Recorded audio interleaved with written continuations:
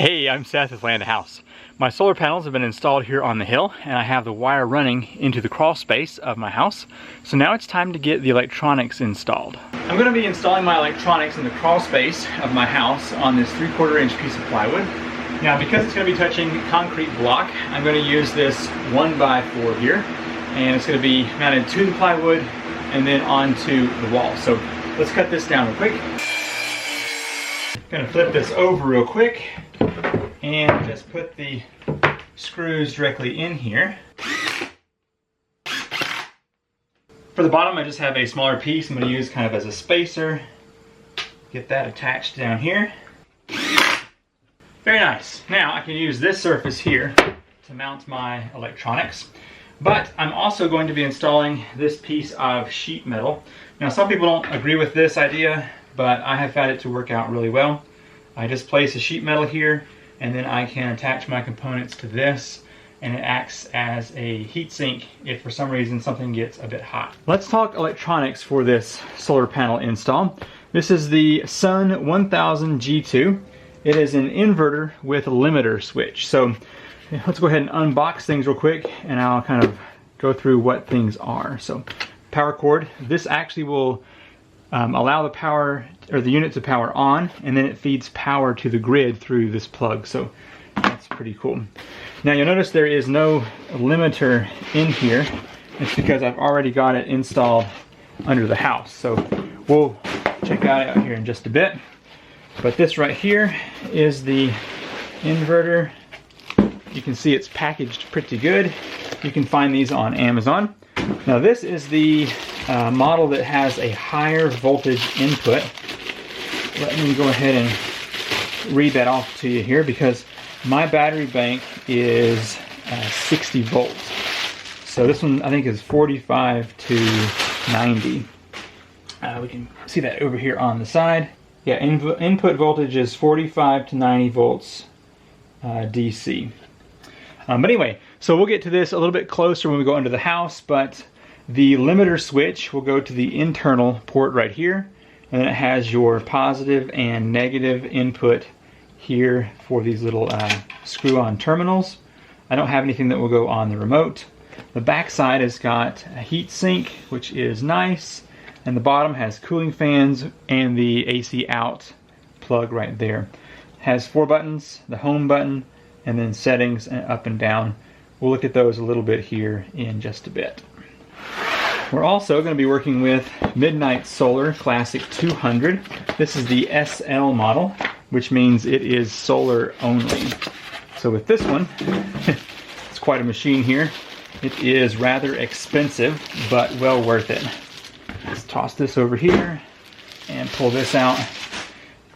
And we will be going over the features of this here in the video pretty soon as well. So controls are the same as just the regular Classic, but this one just has solar mode. But anyway, we will be opening this up here in a bit and installing that as well. Okay, down here in the crawl space, here is my hydro unit, which we'll be kind of mimicking here. So I've got my sheet of plywood with this metal on top, and I want to put holes up here, and then one down here, so that I can mount it onto the concrete using some of these right here, these blue Tapcons.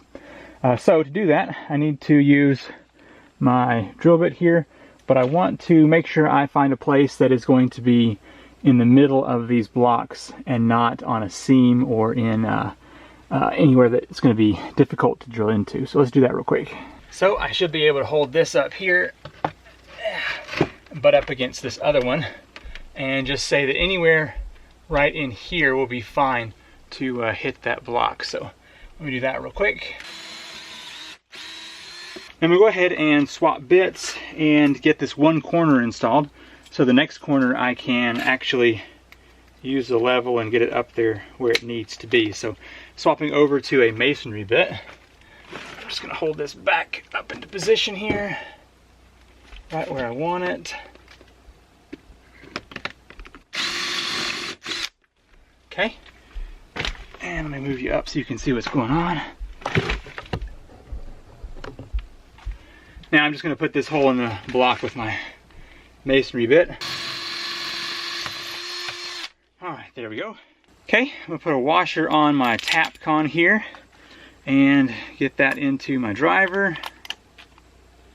So now I can put, this up on the wall, and we should get this mounted quite nice here. Cool. Now I'm just gonna repeat that same step on the other side using my wood bit to put a hole in there, and then the masonry bit to get into the concrete, and then use another tap con to make sure it stays up here nice and strong. I have this piece mounted on the wall now. To get the electronics installed, I think I'm going to mirror what is already up here. So the Midnite solar is going to go on this far side over here. I've pulled that down here. Let's go ahead and get this installed first. So what I need to do is move this over here. There are 4 screws holding this front cover on. So I'm going to loosen those real quick. I'm going to pull this off real quick, and you'll see there are a few things in here. This is some hardware that we'll be using a little bit of. This is to connect the front display, and to get the display off you have to grab here on the side, and just pull that. You need to remove this piece of paper that says remove this piece of paper, and then also remove the tab holding the battery in. Sometimes the battery wants to come with the tab. Okay, there we go. Just make sure that battery is where it's supposed to be, and then return the cover here. There we go. Nice. I'm going to set this to the side for a second because I need to be able to access the mounting screws in here. And so what I want to do first is place this on the wall where I want it, using this little piece up here to kind of get everything onto the wall, and then I'll use some other screws to attach it properly. So let's move up here. I want this to be over on this side at about this position right here. And so I'm going to take my drill and just do a little pre-drill hole right up here. I found it's easiest to just use this. Alright, we'll go ahead and get this screwed on here. Now I can take the Midnite solar and just hang it where I need it to be here. And then I can use my drill to go through my sheet metal and hang the rest of these screws in here to really lock this thing down.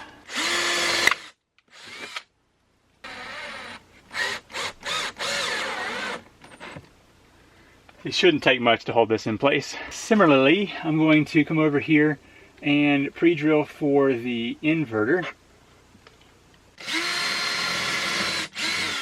And then I'm going to mount a single screw there so I can at least get this thing to stay up in place. When you mount this, you want to make sure that the terminals are facing up, or you can look at the little home button and realize that that is the up direction. Okay, there we go. That's where that's gonna be resting. So let me go ahead and put the other screws in. It's a new day and I'm much more motivated to get all this done. So I've done 4 things without you, and let me show you what they are. I've got my main panel comes down over here. I have brought down a wire that's connected to a breaker, and that just simply goes to this outlet box right here. And that is what this inverter is going to plug up into and feed power back to the house. If you want to see how to do that wiring, there are plenty of videos on YouTube showing you how to install a breaker, run wire to a receptacle. The next thing that I did, I took the 2 solar power wires that came in from outside, and they did not quite make it as far as I needed them to. I was short about 6 feet or so. I've got them combined into this box, which goes from the to the black and the red, and then it goes to a 10-3, which is black and white. That white wire passes through my breaker box, comes around over here and into the classic. And to do that, I just used a screwdriver and put the white into this one over here, which is the PV negative. And then the black wire goes into my 25 amp breaker, which allows me to turn off the solar from in here in the basement. So it goes into the breaker, comes down over, and then goes into the classic on this side over here, which is the PV positive. I got the limiter switch installed into the main of the house. I'm not going to show that to you because it deals with the main of the house. But all you do is take the white limiter switch that comes with this inverter and clip it over the main. In the direction, there's an arrow on the clip showing which way it has to be pointing. So the next step is to connect the batteries. Now I know with my hydro system this is a big giant mess, but it's not that complicated. To connect the 5 batteries together, I used these little clips here with a piece of 4 gauge in between. I just cut that down. They're all equal sized, which is kind of important. And then I just bolted them down with a socket set, positive to negative all the way around to make one giant 60 volt battery. And then I've got my negatives here going to this charge controller, this inverter, and then over to the other charge controller. The positives I've got going one up to the Midnite solar and one coming over to this inverter. Those connections are up there. So if you look at this point here electrically, it's the same as this point. And so for my solar stuff, I'm going to use this point right here and this point right here to come over and connect up the solar. So to do that, I have got, let's see, where do they go? Oh yeah, here they are. These switches are just marine battery switches, and they can handle a 60 volt system. And on the inside, they just simply have those 2 terminals, and you can spin this to turn it on and off. So I'm going to be mounting them right here on the wall, one right there, and then one over here. And that will allow me to turn off stuff on this side right here. So let's go ahead and use the cables that I've brought over. So this one before was going to the inverter, so I'm going to be using that here on this one to go to the inverter, and then this other one over here will go to the charge controller. Let's do that real quick. I've got this marine switch. I'm going to go ahead and loosen both of the bolts in here. Alright, let me make sure I've got the orientation correct. I want it this way, so I'm going to bring this one in on this side. Get that nut back on there. I have another cable here, and that's going to go over to the inverter. So I'm just doing the same where I put that eyelet on that bolt and then use the nut to lock it down. And then I'm going to be attaching this to the wall with a couple of Torx screws.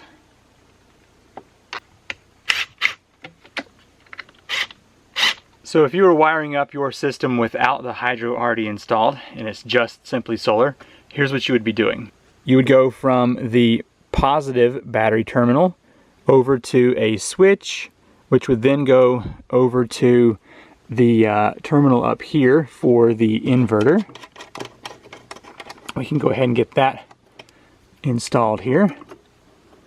Just simply pulling that little cap off there. It's a little plastic nut, and then getting that screwed back down. And then you would also go from the positive terminal over to this other switch, which is then going to have a cable going into the battery positive. So I'm going to be slipping this into this hole here and going up to this side right here, the battery positive.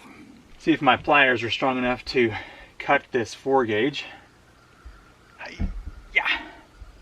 Aha, there we go. Okay, just taking off that little loop.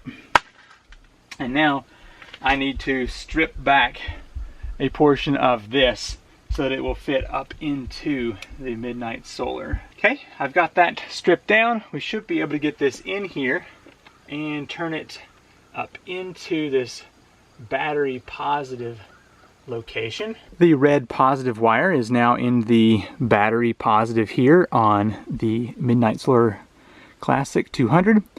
And now the inverter also has its positive cable from the battery.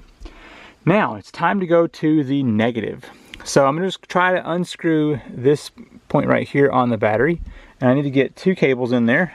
One for the inverter and then one for the charge controller. So let's see if I can get that loose here. Hopefully there's enough space in this little area to get both of those installed. Somehow both of these need to go on there. Oh, not sure we're gonna have enough room. Nope, not gonna work on that. Sometime in the next couple of weeks I'm gonna be installing a Midnite Solar Whiz-Bang Jr., which is a battery monitor system. And so instead of having a bunch of trouble trying to get all these cables onto the negative, I am just going to put the one to the charge controller on there, and then I'm going to share this cable that goes to this side of the inverter with this side over here. Should be just fine. And then later with that whiz-bang, all of these black cables, the negative side, will be connected to that one shunt. So we will work with that later. Went ahead and got the negative installed on the Midnite Solar Classic 200. And now this little plastic piece comes in the hardware kit. I'm going to plop this here and get it pressed in.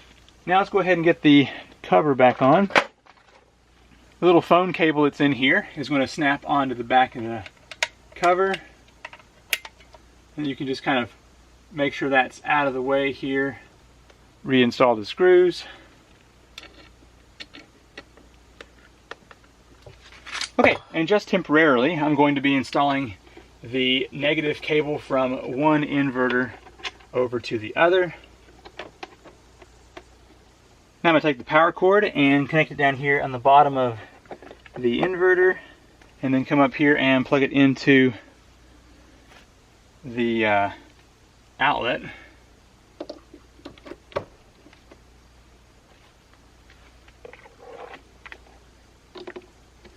I flipped on the power to the inverter. Let's go to the settings here. We want to click limit mode so that it is on. And we want to move over here to internal limiter. Click that on. We're going to move down here to the reboot voltage, which means it's going to turn back on whenever it hits this voltage. And I want to do 68 volts. The inverter will kick on when the batteries reach 68.3 volts and will turn off when they hit 60.3. So there's a range in there where it will turn on and then turn back off. Time to step over here to the Midnite Solar. Let me zoom in a little bit so maybe we can see what's going on. The solar panels are still not hooked up outside. I'm going to go ahead and turn on the power switch here. So now we have power to the unit. Here we go. I think you can see that now. All right, I'm going to go ahead and click solar here, which is the only option on the SL model. All right, verify battery voltage. We're going to do 60 volt battery. The rest of the information was just setting the battery voltage. So for mine it was 70, let me just show you here. Main menu, charge, volts. So the equalizer setting is 72, absorb is 71.8, float is 69 volts. So I just set that up, and then I got the time as well. But now we are ready for power to come in. Let's go turn on the solar. Out here at the panels, I'm going to plug up the positive to the red here, which will be this one right here.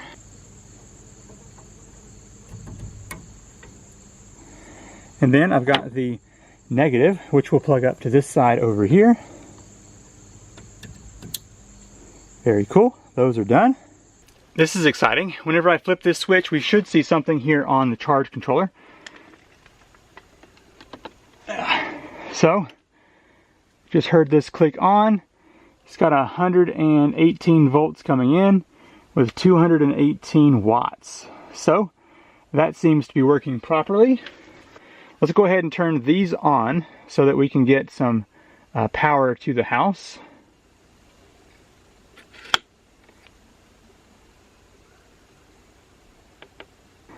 Alright, so currently we're at 66 volts.